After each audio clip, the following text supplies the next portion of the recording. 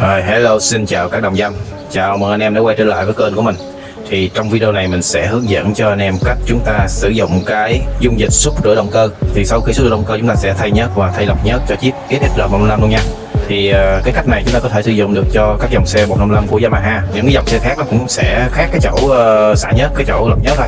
Chi tiết các bước và dụng cụ mình sẽ để dưới phần phụ đề. Anh em nào cần xem thì bật phụ đề đó nha. Cái cách sử dụng cái chai xúc rửa động cơ này là một chai 80 lít này, có thể sử dụng cho 0,8 cho đến 1 lít nhớt. Thì anh em có thể chia cái dung tích nhớt xe của anh em để anh em sử dụng cho hợp lý nha.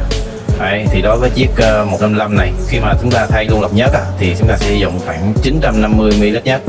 Anh em không thay lọc nhớt thì sử dụng 800 ml nhớt.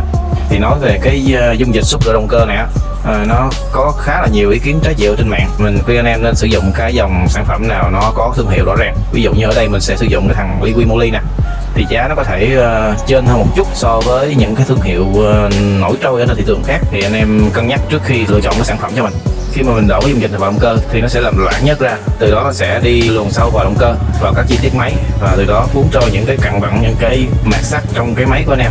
Đấy, nó sẽ đi theo dòng nhớt và mình xả ra ngoài. Thì cơ bản là như vậy. Nếu mà xe anh em mua từ đầu, anh em chăm sóc thật kỹ, anh em sử dụng cái nhớt tốt, mình nghĩ có lẽ là anh em sẽ không cần phải sử dụng tới cái thằng này đâu. Trừ khi mà anh em mua nhầm nhớt giả nè, hoặc là cái xe nào mà quá cổ rồi đó, thì anh em mới cần tẩy rửa lại để cho cái động cơ mình nó gọi là cái đi tọc lại cái động cơ của mình.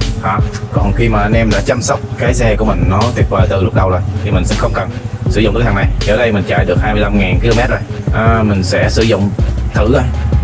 Thì đối với những cái sản phẩm nó có thương hiệu rõ ràng thì mình không có sợ là nó sẽ gây hại cho cái động cơ mình đâu nha.